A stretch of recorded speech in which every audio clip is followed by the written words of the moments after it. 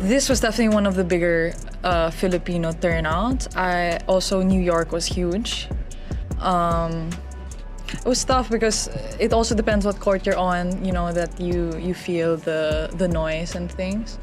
I would say the top two so far have been Melbourne and New York. I saw the other day with Alex Eala, that's been a talk, and which is understandable. There's some players coming from respective countries, like she's coming from Philippines, which is now a big deal. She's been the biggest ever, tennis player from that country, which is a big country, and there's big interest. So things like that happen. I mean, it's you could argue that it was, maybe a poor schedule, and maybe they could schedule him on a bigger court. Yes, but again, she's so young and she's just coming through. So. And obviously the first couple rounds, the schedule is so packed, the big courts with big names, it's difficult. It's not easy to manage that. But again, it's a good problem to have, to be honest. Nobody expected a rising qualifier to completely shift the entire atmosphere of a Grand Slam. But that's exactly what happened when Alex Eala stepped onto the courts in Melbourne. While most attention was supposed to be on top-ranked stars, something unusual started happening in the background. Crowd energy began shifting. Cameras started cutting away from center court buzz to outer courts, and suddenly the name Alex Eala became impossible to ignore. Even the reigning world number one Aryna Sabalenka found herself in a strange situation where her matches, despite championship-level tennis, weren't generating the same noise or attention. Instead, fans were flooding smaller courts, creating scenes nobody expected at a tennis tournament.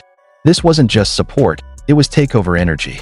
And the shocking part was that it was happening for a 20-year-old who was still building her career. As the noise grew louder, one question started spreading through fans and media. Was this just hype, or was something bigger starting to unfold in real time?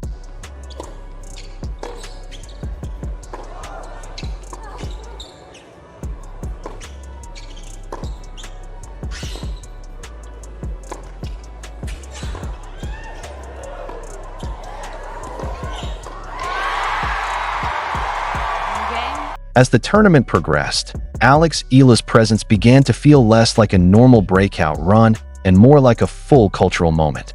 Every time she walked onto court, stadium energy shifted completely. Reports from Melbourne suggested that thousands of fans were showing up for matches that officially held only a fraction of that capacity, forcing organizers to manage overflow crowds. Meanwhile, on center court, Sabalenka was doing exactly what a world number one is expected to do: dominating opponents, hitting clean winners, and playing championship tennis. But the strange contrast became impossible to ignore. One player was performing at the highest level of the sport, while the other was generating emotional chaos in the stands. It wasn't about ranking anymore, it was about connection. Fans weren't just watching tennis, they were reacting to a story they felt part of. And that story was centered around Alex Eala.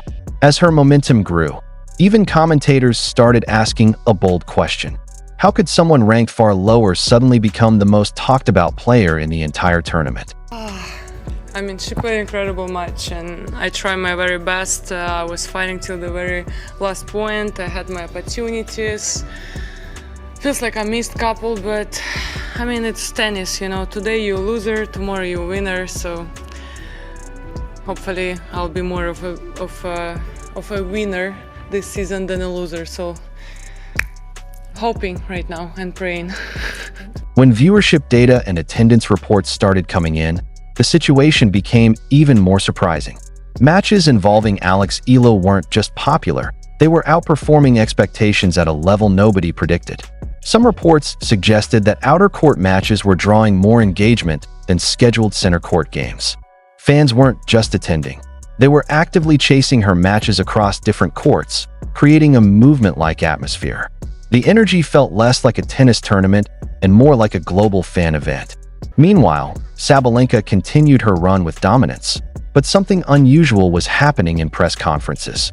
Instead of questions focusing only on her performance, reporters began asking about the rising Filipino sensation and her growing influence on the tournament atmosphere. This shift created an uncomfortable reality. Even the world number one was being pulled into a narrative she didn't create. And as the attention gap widened, discussions started forming online about whether tennis was entering a new era where popularity could rival performance itself. For Aryna Sabalenka, the situation became mentally complex. On paper, she was doing everything right, winning matches, defending her title status, and maintaining elite consistency. But the atmosphere around her felt strangely divided. While she competed under the spotlight of center court, another storyline was pulling global attention away from her matches. That storyline was Alex Eala. Reporters began asking indirect questions about crowd behavior, fan energy, and rising stars instead of focusing purely on Sabalenka's performance. In sports psychology, moments like this can be difficult, even for champions, because they shift perception rather than results. You can be winning everything, yet still feel like you're no longer the center of attention, and that creates a pressure that rankings can't measure.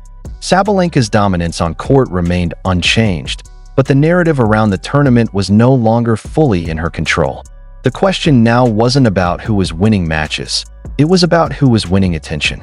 And in that category, a new name was taking over completely. What made Alex Eala's surge so powerful wasn't just tennis, it was identity. Fans from the Philippines and across Southeast Asia turned her matches into collective events.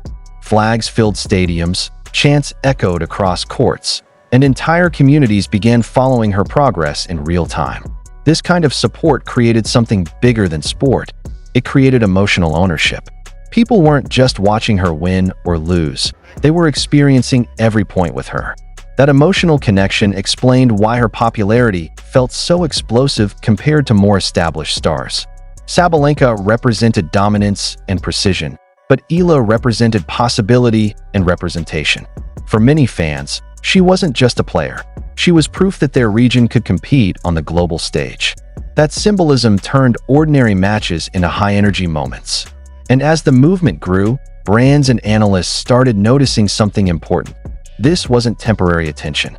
It had the structure of a long-term shift in fan engagement. As the tournament continued, one debate started dominating conversations everywhere.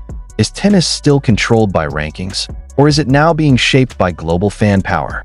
Alex Eala's rise suggested something new was happening, something where cultural connection could challenge traditional hierarchy. Even if Sabalenka remained statistically dominant, the emotional energy around the tournament was telling a different story. Fans were no longer only following the best player, they were following the most engaging story. And in modern sports, that shift changes everything. Sponsorships, media attention, and global reach all started leaning toward the players who could generate emotion, not just results. Whether Alex Eala wins the tournament or not, her impact is already undeniable. She forced a conversation that tennis couldn't ignore anymore. A conversation about power, popularity, and the future of the sport itself.